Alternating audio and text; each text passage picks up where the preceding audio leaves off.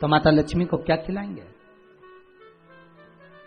कई लोग कहते हैं कि दीपावली पे ना तो हमारे यहाँ घी है, ना हमारे यहाँ तेल है, ना हमारे यहाँ कपास है, ना हमारे यहाँ पर मिठाई बन रही है, ना हमारे यहाँ अच्छे वस्त्र हैं, हम क्या पहने माता लक्ष्मी को रिझाने के लिए?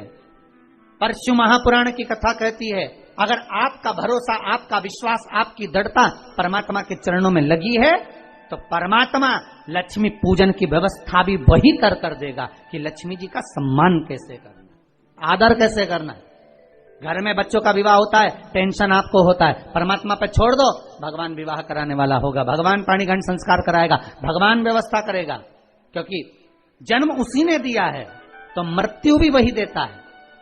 जन्म उसी ने दिया है तो पाणीग्रहण संस्कार भी वही करा देता है। क्यों सोचा? साहूकार ने कहा, बेटी तो इतनी जल्दी हिम्मत हार गई कि तेरे घर में कुछ नहीं है?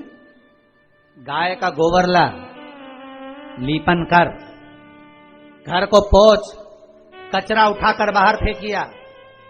पिताजी घर में तो कचरा भी नहीं है कि जिसका प्रयोग करा जाए। कचरा उठाकर बाहर फेंकिया। चौकपुर, पिताजी चौक पूरने के लिए तो मेरे पास में कुछ है ही नहीं, जो दीवार पर पोत रही है वही मिट्टी को पोत दे। चौक पूर उनके घर गई थी, सोने की चौकी पर सुंदर आनंदमय भाव से बिठाया है मुझे, सुंदर सोने की थाली में भोजन कराया है मुझे, अब मैं क्या दूं? पिताजी कहते हैं, अगर लक्ष्मी आपकी सहेली अगर आ रही है, बड़ी धनपति है, तो व्यवस्था भी वही करेगी।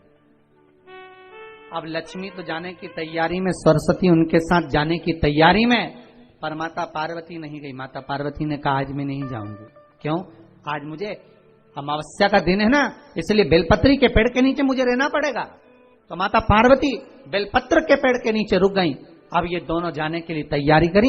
लक्ष्मी और सरस्वती जाने लगी, साथ में उन्होंने गणेश जी को ले लिया, रिद्धि सिद्धि को ले लिया और साहूकार के यहाँ जा रही हैं। जैसे ही साहूकार के यहाँ जा रही थी, इतनी देर में माता पार्वती को लगा कि इसके पास में जिमाने के लिए, रखने के लिए कुछ नहीं है। माता पार्वती ने एक चील का रूप लिया और उड़ती हुई एक राजकुमारी के हार को, रतन जड़ित हार को लेकर मां पार्वती गई और साहूकार के घर में उस फेंक दिया। साहूकार के दरवाजे पर जैसे फेंका, बेटी ने झाड़ू लगाते समय देखा कि कचरा, ये हार कहां से आ गया? पिताजी को दिखाया, अल्लाह मैं जाऊं, और साहूकार लेकर गया हार को।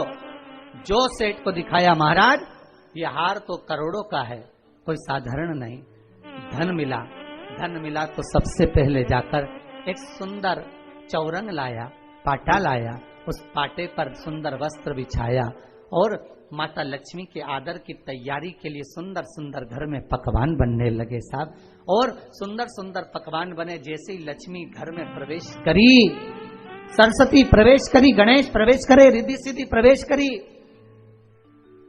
लक्ष्मी जी ने पहला संबोधन कहा, क्यों सखी, तू तो कह रही थी कि मेरे पास में कुछ भी नहीं, फिर इतना सारा सामग्री कहां से आ गई? सखी कहती है, मेरे पिताजी कहते थे, जिसके मंदिर में दिया लगाया है, जिस वृक्ष के नीचे दिया लगा कर आई है, जहां जिस देवता को पूछ कर आई है, विपदा की घड़ी में वही देवता कर खड़े होते हैं। ना जाने कहां से हार मिल गया, ना जाने कब प्रसाद बन गया। लक्ष्मी जी ने ध्यान लगाकर देखा, आखिर पार्वती क्यों नहीं आई थी। समझ में आ गया कि एक सखी पूरी व्यवस्था करने में लग गई थी। ऐसी है मेरी माँ लक्ष्मी, ऐसी है माँ पार्वती, ऐसी है माँ सरस्वती। उनकी आराधना 3 दिन से आप पाटा लगाकर पूजन कर रहे हो। आज भी दीपावली का पूजन भी आपको ऐसे ही करना है।